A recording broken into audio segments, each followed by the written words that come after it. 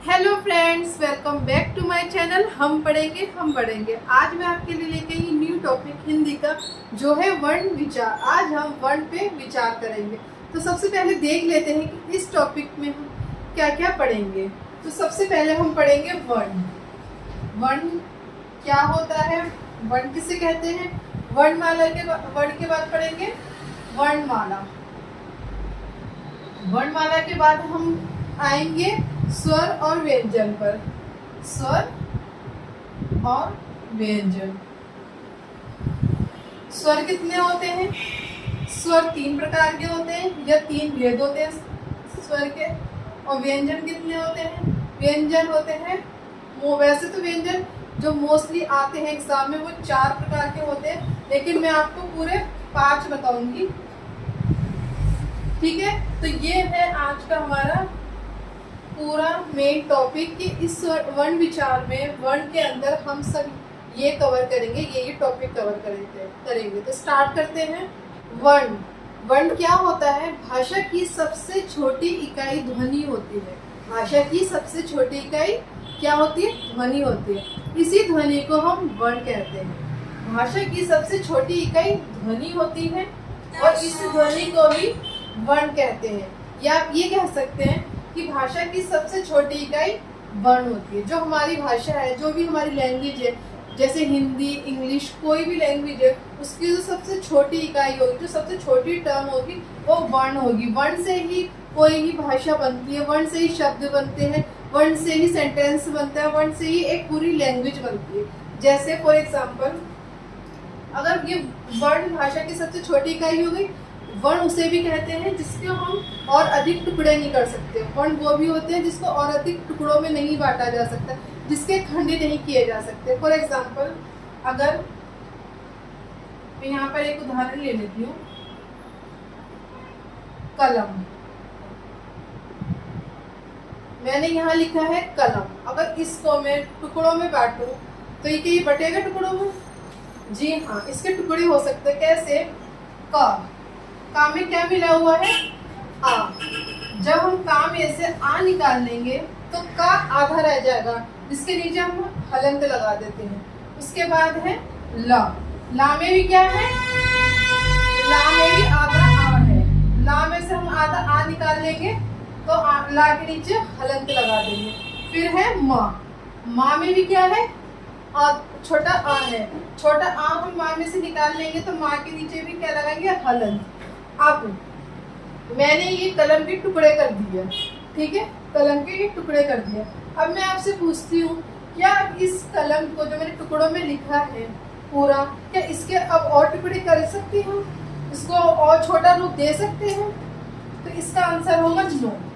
अब इसके बाद हमने जो ये लिखा है इसका छोटा रूप, इसके बाद हम इसे और अधिक टुकड़ों में नहीं बांट सकते। तो ये क्या है? यही हमारे वर्ण। क्या है ये हमारे? इसे ही हम वर्ण कहते हैं। इसे ही हम वर्ण कहते हैं। ये भाषा की सबसे छोटी इकाई हो गई। ये हिंदी भाषा की सबसे छोटी इकाई हो गई। अब इसके बाद इन वर्णों को हम और अधिक टुकड़ों में नहीं बांट सकते, क्योंकि यहाँ पे का भी आधा है, आ भी छोटा आ है, यहाँ ला भी आधा है, आ छोटा है, माँ भी आधा है, आ छोटा। अब इसको और अधिक टुकड़ों में नहीं बांट सकते। तो हम यहाँ से समझ सकते हैं कि जो वर्ण है वो भाषा की सबसे छोटी इकाई होती है, उसे और अधिक टुकड़ों में नहीं बांटा जा सकता। आई होप आपको यहाँ तक ये समझ आ गया होगा। इसके बाद वर्ण के बाद आता है वर्णमाला। वो भी मैं आपको बताती हूँ कि वर्णमाला किसे कहते हैं। वर्ण से ही हमारी वर्णमाला बनती है। वर्णमाला किसे कहते हैं? वर्णों के व्यवस्थित या क्रमबद्ध समूह को वर्णमाला कहते हैं। वर्णों के व्यवस्थित या क्रमबद्ध, जो हमने बचपन में कायदा पढ़ते हैं, इसमें हमारे फर्स्ट पेज पे आ ई उ और उसके अगले नेक्स्ट पेज पे का से लेकर ज्ञा तक हमारे वर्ण होते हैं। उन्हीं वर्णों को, उन्हीं पूरे स्वर और व्यंजनों को ही हम वर्णमाला कहते हैं। जैसे उदाहरण के लिए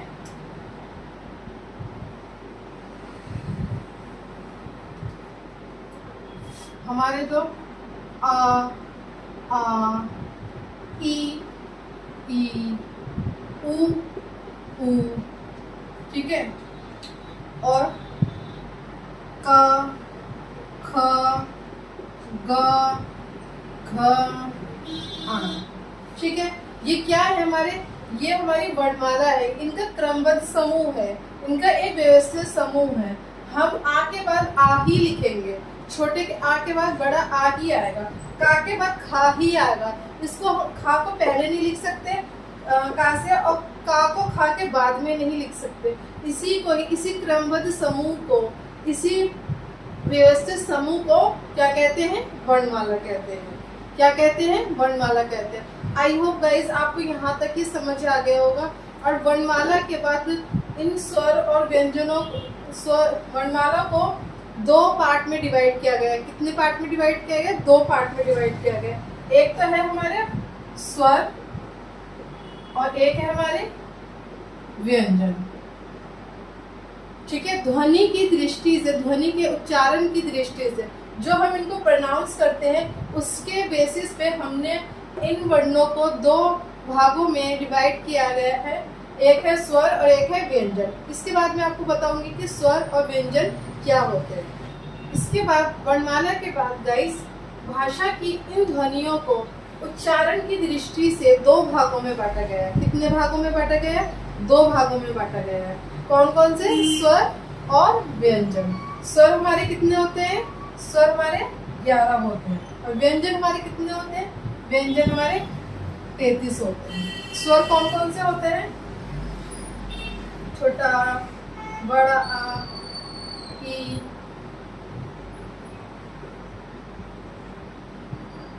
ये हमारे स्वर हैं। और व्यंजन हमारे क, ख, ग, घ, ये हमारे व्यंजन हैं। कितने हैं, 33। ये व्यंजन हमारे 33 हैं और स्वर हमारे 11 है। लेकिन हिंदी लिपि, हिंदी देवनागरी लिपि के अनुसार जो वर्णों की संख्या है कितनी बताई है, वो 52 बताई गई। कितनी बताई है, 52। लेकिन अगर आपसे एग्जाम में पूछा जाए कि स्वर और व्यंजन कितने हैं मिला के, तो ये 44 होंगे। आप काउंट कर सकते हैं 11 और 33 को, ये 44 होंगे। लेकिन अगर आपसे हिंदी देवनागरी लिपि के अनुसार पूछा जाए तो वर्णों की संख्या कितनी होगी, 52 होगी। वैसे हमारे वर्णों की संख्या कितनी है, 44 है। वर्णों की संख्या कितनी है, 44। लेकिन हिंदी देवनागरी लिपि के अनुसार कितनी है, 52। ठीक है गाइस, आपको यहाँ पे कोई कंफ्यूजन नहीं होनी चाहिए, क्योंकि ये बहुत मेन पार्ट है। कहीं पर आप 52 पढ़ेंगे वर्ण, कहीं पर आप 44 पढ़ेंगे। लेकिन स्वर और व्यंजन को मिला के तो हमारे वर्ण 44 ही है। लेकिन अगर आपसे पूछा जाए कि हिंदी देवनागरी लिपि के अनुसार कितने, तो वो 52 ही आएंगे। उसका आंसर में 52 ही आएगा। इसके बाद हम स्वर को एक बार अच्छे से डिटेल में पढ़ लेते हैं कि स्वर के कितने भेद होते हैं और स्वर कहते किसे, स्वर होता क्या है।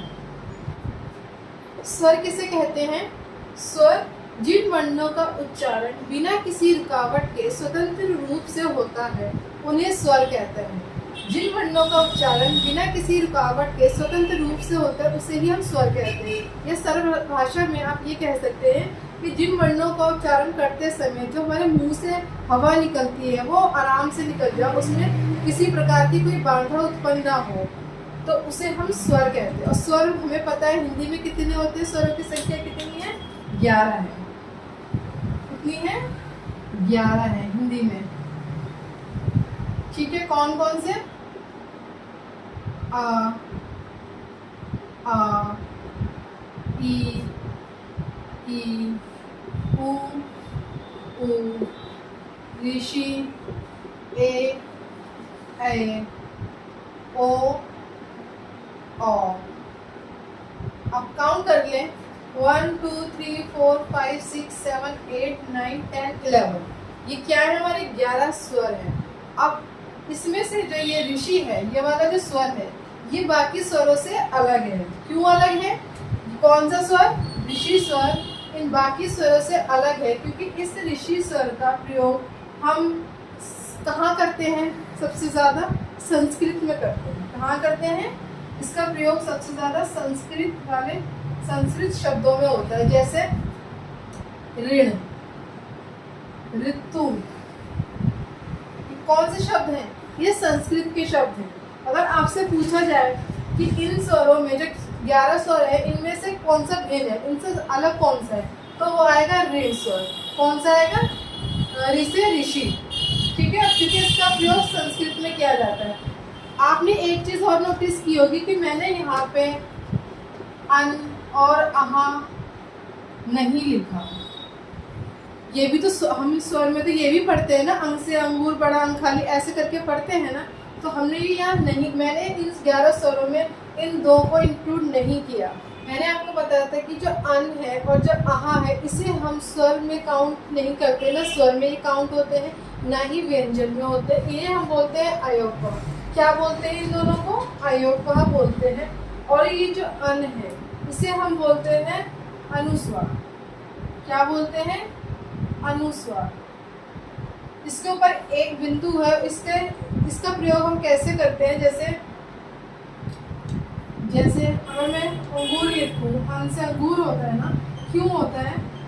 क्योंकि हम आ के ऊपर ये वाले चंद्र बिंदु है ये हम लगा देते हैं। ऐसे ही जैसे हंस लिखेंगे तो हा के ऊपर हम ये अनुस्वार लगा देंगे। और जैसे अगर मैं लिखूं कंगन के ऊपर भी ये अनुस्वार आता है, तो इसको हम क्या बोलते हैं? अनुस्वार। दूसरा है हमारा आहा। क्या है? आहा। इसको हम बोलते हैं इन दो, ये आ के बाद दो बिंदु होती है, दो डॉट होती है, इसे हम बोलते हैं विसर्ग। क्या बोलते हैं? विसर्ग। विसर्ग का प्रयोग कैसे करते हैं? जैसे लिखते समय प्रातः लिखेंगे तो प्रातः में आपका विसर्ग आएगा। तथा लिखेंगे तो तथा में आपका विसर्ग आएगा। ठीक है, इस प्रकार ये दोनों हमारे अयोग हैं, अहा, अन और आहा। इसको हम अनुस्वार बोलते हैं, इसको हम विसर्ग बोलते हैं। स्वर के 3 भेद होते हैं। ये स्वर 3 प्रकार के होते हैं। कौन कौन से? ह्रस्व स्वर, दीर्घ स्वर और पलुत स्वर। कौन कौन से?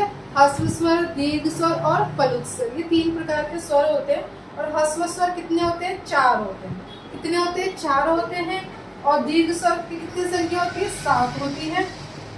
ह्रस्व स्वर कौन कौन से 4 होते हैं? जैसे अ, ई, उ, ऋषि, ये 4 है हमारे ह्रस्व स्वर। ह्रस्व स्वर उनको कहते हैं जिन स्वरों का उच्चारण करते समय हमारे मुख से सबसे कम समय लगता है। जैसे अगर आप अ, ई, उ, ऋषि बोलेंगे तो हमें बहुत कम समय लगेगा, इसलिए इन्हें ह्रस्व स्वर कहते हैं। क्यों कहते हैं? क्योंकि इन स्वरों का उच्चारण करते समय हमें बहुत कम समय लगता है, इसलिए हम इन्हें ह्रस्व स्वर कहते हैं। और ह्रस्व स्वर कितने होते हैं? 4 होते हैं। कौन कौन से होते हैं? जो हमारे छोटे स्वर है, जैसे छोटा आ, छोटी ई, छोटा उ और ऋषि।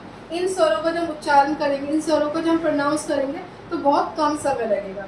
सेकेंड है हमारा दीर्घ स्वर। दीर्घ स्वर कौन से होते हैं? जिसमें हमें ह्रस्व स्वर से उच्चारण करते समय दुगना समय लगेगा। जिसमें दीर्घ स्वर उन्हें कहते हैं जिन स्वरों का उच्चारण करते समय हमें ह्रस्व स्वर से दुगना समय लगे। और ये कितने होते हैं? ये 7 होते हैं। इनकी संख्या कितनी होती है? 7 होती है। कौन कौन सी? जो इनसे बच गए, जो इन 4 स्वरों से बच गए स्वरों में, वो हमारे दीर्घ स्वर हैं। जैसे आ, बड़ा आ, बड़ी ई, बड़ा उ, ए, ओ, औ। ये हमारे कितने हैं? 7 हैं। इनको जब हम आप खुद ही प्रोनाउंस करके देखिए। जब इन स्वरों को आप प्रोनाउंस करेंगे, इनका उच्चारण करेंगे, तो आपको इन वाले स्वरों से, जो ह्रस्व स्वर है, इनसे आपको अधिक टाइम लगेगा, इनसे आपको ज़्यादा टाइम लगेगा। इसलिए हम इन्हें क्या कहते हैं? दीर्घ स्वर कहते हैं। और हमारा थर्ड है पलुत स्वर। पलुत स्वर उसे कहते हैं जिनका उच्चारण करते समय हमें सबसे अधिक समय लगे, या आप ये कह सकते हैं जिसमें 2 या 2 से अधिक मात्रा का प्रयोग किया होगा। जिसमें 2 या 2 से सबसे अधिक समय लगे जिन स्वरों को उच्चारण करते समय, और जिसमें 2 या 2 से अधिक मात्राओं का प्रयोग किया गया है। सबसे अधिक समय लगे और जिसमें 2 या 2 से अधिक मात्राओं का प्रयोग किया गया हो। मात्राओं का प्रयोग किया गया हो।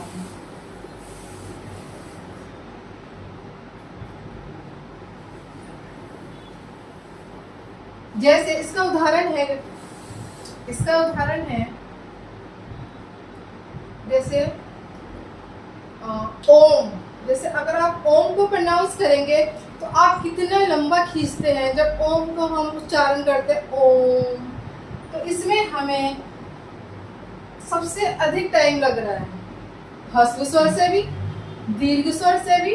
तो ये क्या हो गया हमारा पलुत स्वर। जिन स्वरों में जिस स्वरों को उच्चारण करते समय हमें ह्रस्व स्वर से और दीर्घ स्वर से अधिक समय लगे, या जिसमें दो या दो से अधिक मात्राओं को प्रयोग किया गया हो, वो पलुत स्वर होता है। कौन सा स्वर होता है? पलुत स्वर होता है। उसका एग्जाम्पल मैंने यहाँ लिख दिया है। जैसे आप ओम का उच्चारण करेंगे तो आपको बहुत अधिक समय लगेगा। आई होप गाइस आपको स्वर अच्छे से समझ आ गया होगा। स्वर कितने होते हैं? 3 प्रकार के होते हैं। स्वर के 3 भेद होते हैं। कौन से होते हैं? ह्रस्व स्वर, दीर्घ स्वर, पलुत स्वर। ह्रस्व स्वर की संख्या कितनी होती है? 4 होती है। जो हमारे छोटे वाले स्वर है वो ह्रस्व स्वर में आएंगे। दीर्घ स्वर हमारे होते हैं 7 प्रकार के, क्योंकि दीर्घ स्वर को उच्चारण करते समय हमें ह्रस्व स्वर से अधिक समय लगता है, दुगना समय लगता है। ये हमारे कितने होते हैं? ये हमारे 7 होते हैं। आप इनको प्रोनाउंस करके भी देख सकते हैं। पलुत स्वर वो होता है जिसमें हमें ह्रस्व स्वर से और दीर्घ स्वर से भी अधिक समय लगे, और या फिर उसमें 2 या 2 से अधिक मात्राओं को प्रयोग किया गया। जैसे उदाहरण मैंने लिखा है यहाँ पर ओम। अगर ओम का प्रोनाउंस करेंगे ओम, कितना टाइम लगता है ओम को प्रोनाउंस करने में। आई होप गाइस आपको ये स्वर अच्छे से समझ आ गया होगा। इसके बाद है हमारा व्यंजन। व्यंजन देख लेते हैं किसे कहते हैं। स्वर के बाद है हमारे व्यंजन। व्यंजन किसे कहते हैं?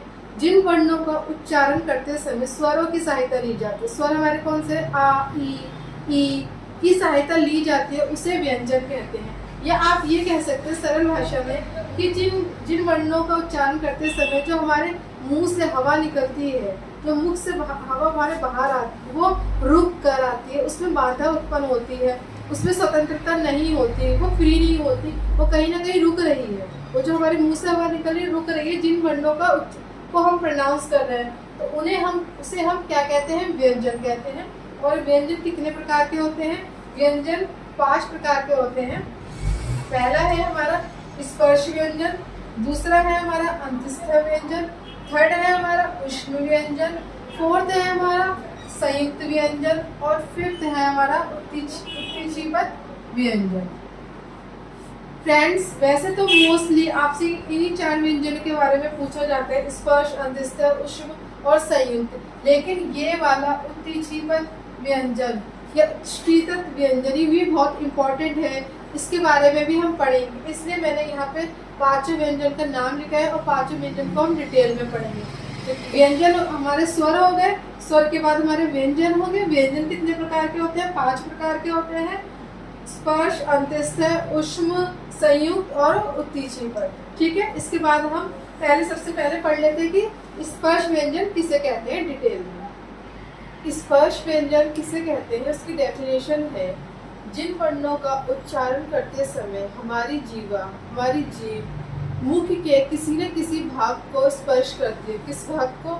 जैसे कंठ को, तालु को, या ओष्ठ या होठों को आदि को किसी न किसी को स्पर्श करती हो, तो उसे स्पर्श व्यंजन कहते हैं। जब हम वर्णों का किसी उच्चारण करते हैं, उसमें हमारी जो मुख की जीवा है वो किसी न किसी भाग को टच करेगी। बिना टच करे वो वर्ण हम नहीं बोल सकते, तो वहाँ पे कौन सा व्यंजन होगा? स्पर्श व्यंजन होगा।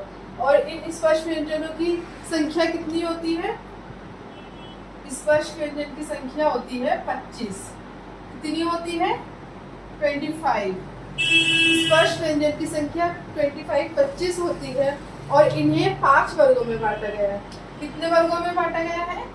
5 वर्गों में बांटा गया है, और प्रत्येक वर्ग में 5-5 वर्ण हैं। कौन से वर्ण हैं? क वर्ग, का वर्ग, चा वर्ग, टा वर्ग, ता वर्ग, और या का पा वर्ग।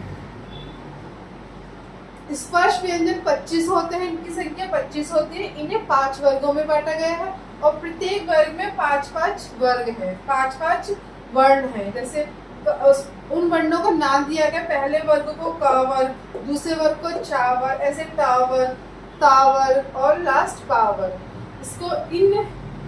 इसको हम एक बार अच्छे से और समझ लेते हैं कि आपको कहीं कंफ्यूजन ना हो, क्योंकि मोस्टली बच्चों को, स्टूडेंट्स को यहाँ पे बहुत कंफ्यूजन होती है इस चार्ट को पढ़ने में, इस चार्ट को देखकर समझने में। तो मैं आपको इस तरीके से समझाऊंगी कि आपको कभी भी कंफ्यूजन नहीं होगी। तो स्टार्ट करते हैं, देखते हैं गाइस। इस चार्ट को एक बार अच्छे से समझ लेते हैं। जैसे क ख ग घ अन, च छ ज झ अन, ट ठ ड ढ अन, त थ द ध न, प फ भ भ म। अब ये का से स्टार्ट हो रहा है, फर्स्ट इसका लेटर, फर्स्ट अक्षर, फर्स्ट वर्ण इसका क है, तो हमने इसको नाम दे दिया कावर। दूसरा, और इसको कहते हैं कंठ है, क्योंकि जब इन वर्णों का उच्चारण, इन वर्णों को जब हम बोलेंगे, इन व्यंजनों को जब हम बोलेंगे तो हमारे कंठ से आवाज आएगी, ये हमारे कंठ अंदर गले को टच करेंगे।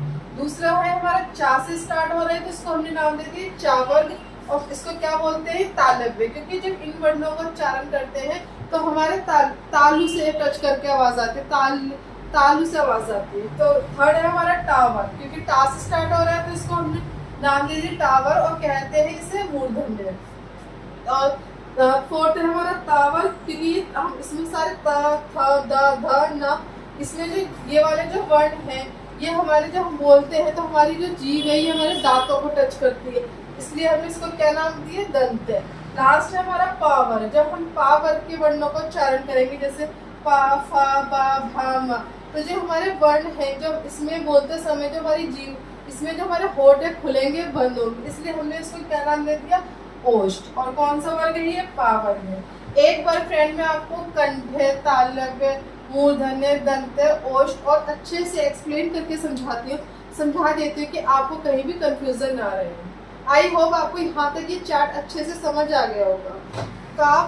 का वर्ग को हम कंठ क्यों बोलते हैं, क्योंकि जब का वर्ग का उच्चारण करते समय कंठ से आवाज निकलती है। जैसे अब ये का वर्ग के वर्ण है, का ख ग घ अन, अगर आप इन वर्णों को उच्चारण करेंगे तो आपके गले में से आवाज आएगी, गले में आपके कंपन होगी, इसलिए इसे कंठ कहते हैं। दूसरा है हमारा तालव्य। तालव्य वर्ग में कौन सा वर्ण आते हैं, चा वर्ण, चा च छ ज झ अन।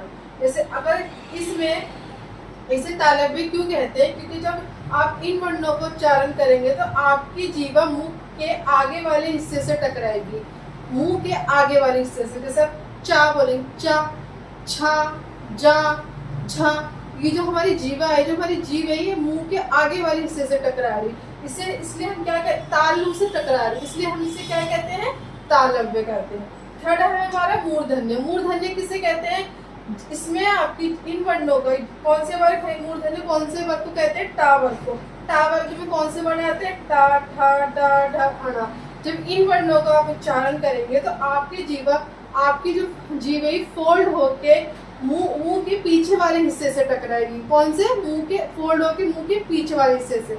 आप प्रोनाउंस करके देखिए, टा, ठा, डा, ढा, अणा। ये हमारी जीभ जो है, हमारी टंग जो फोल्ड होके मुंह के पीछे वाले हिस्से से टकरा रही है, इसलिए हम क्या कहते हैं इसे मूर्धन्य। मूर्धन्य कौन से वर्ग को कहते हैं, टा वर्ग को।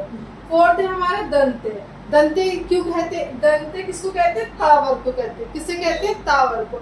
इसमें जो हमारी जीभ है, दांतों को जब आप इन वर्णों को बोलेंगे, जैसे ता थ द ध न, तो जो हमारी जो जीवा है, जो हमारी टंग है, हमारे टीथ को टच करेगी, हमारे दांतों को टच करेगी। बिना टच करे आप ये वाले वर्ड नहीं बोल सकते, आप खुद ही प्रोनाउंस करके देख सकते हैं।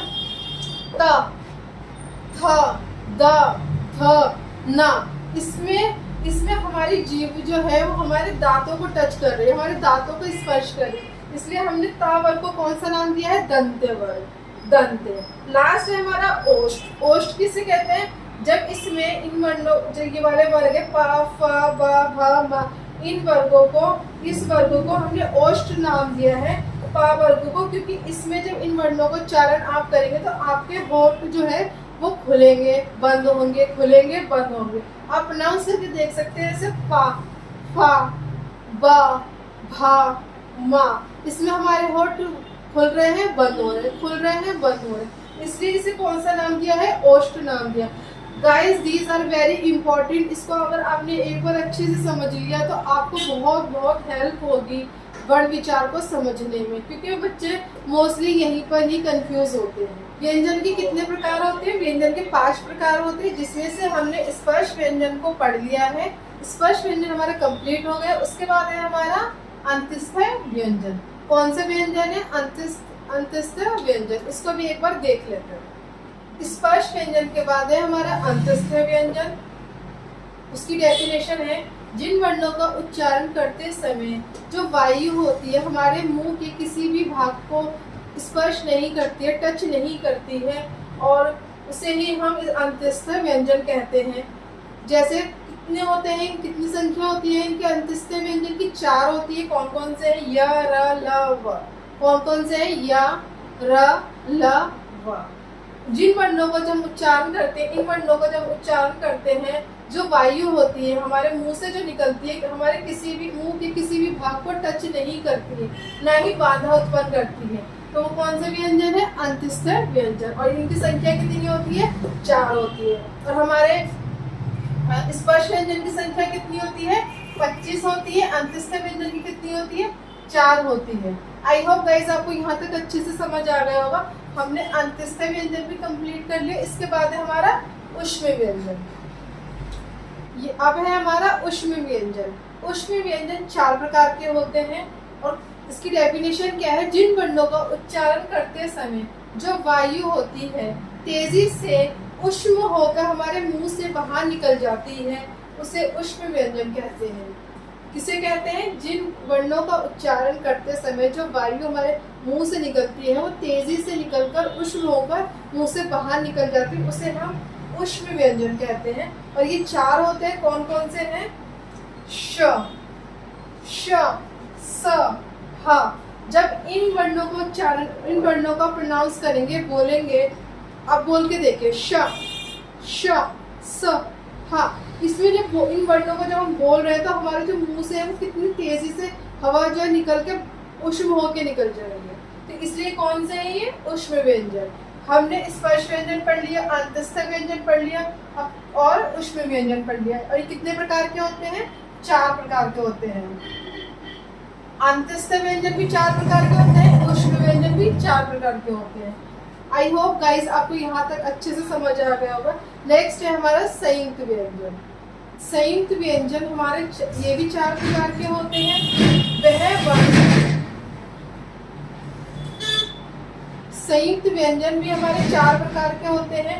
वह वर्ण जो 2 अक्षर के मेल से बनते हैं उन्हें हम संयुक्त व्यंजन कहते हैं। संयुक्त नाम से ही पता चल रहा है कि संयुक्त मतलब जो 2 वर्णों के या 2 अक्षरों के मेल से बनते हैं उन्हें हम संयुक्त व्यंजन कहते हैं। और ये 4 प्रकार के होते हैं। कौन कौन से होते हैं? श, त्र, ज्ञ, श्र। ये जो चारों हैं ये संयुक्त व्यंजन के वर्ण हैं, और ये 2 अक्षरों के 2 वर्णों के मेल से बने हैं। जैसे अगर हम ये वाला शा देखें, शा से शास्त्रीय, तो ये किससे मिलकर बना है? क और श, आधा क और शा। और हमारा त्रा किससे मिलकर बना है? ता के नीचे हलन और रा। और हमारा ज्ञा किससे मिलकर बना है? जा के नीचे हलन और त्र, अना, त्रानी सॉरी अना। और हमारा श्र किससे मिलकर बना है? आधा शा और रा। तो ये इसके जो चारों वर्ण है ये दो वर्णों से मिलकर बने हैं, इसलिए इनको हम संयुक्त व्यंजन कहते हैं। इसके बाद है गाइस हमारा संयुक्त व्यंजन हमारा कंप्लीट हो गया। यहाँ पे ये भी 4 प्रकार के होते हैं। इसके बाद है हमारा उत्क्षिप्त व्यंजन। कौन सा है? उत्क्षिप्त व्यंजन। लास्ट है हमारा उत्क्षिप्त व्यंजन। इसे हम उत्क्षिप्त भी प्रोनाउंस कर सकते हैं या उत्क्षिप्त व्यंजन। तो इसकी परिभाषा है, जिन वर्णों का उच्चारण करते समय जीवा ऊपर उठकर मूर्धा यानी जो हमारे तालु है को स्पर्श करते हुए तुरंत नीचे गिरती है। जिन वर्णों का उच्चारण करते समय हमारी जो जीवा है हमारे तालु को टच करके तुरंत नीचे गिरती है, उसे हम उत्क्षिपत या उत्क्षिपत व्यंजन कहते हैं। ये 2 प्रकार के होते हैं, इनकी संख्या 2 होती है। कौन कौन से हैं? कौन कौन से? ड, अड़ा और ड़। कौन से हैं? हड़ा और अड़ा। ये ढक्कन वाला है, ठीक है। तो ये हमारा कौन सा है, उशीपक व्यंजन। कौन सा है, उशीपक व्यंजन। आई होप गाइज आपको ये सारे जो व्यंजन के 5 भेद है आपको यहाँ तक समझ आ गए होंगे। स्पर्श व्यंजन हमारे 25 होते हैं, अंतस्थ व्यंजन हमारे 4 प्रकार के होते हैं, उष्म व्यंजन भी 4 होते हैं और संयुक्त व्यंजन भी 4 होते हैं और उत्क्षेपक व्यंजन हमारे 2 होते हैं। कितने होते हैं, 2 होते हैं। आज का टॉपिक था हमारा वर्ण विचार। वर्ण विचार में हमने वर्ण, वर्णमाला, स्वर, स्वर के कितने भेद होते हैं, 3 होते हैं, व्यंजन के कितने होते हैं, 5 होते हैं। आज हमने ये पूरा कंप्लीट कर लिया है। आई होप गाइज आपको ये अच्छे से समझ आया होगा। आपको मेरी वीडियो अच्छी लगी हो तो प्लीज़ मेरे चैनल को लाइक, शेयर एंड सब्सक्राइब कीजिए। Thank you.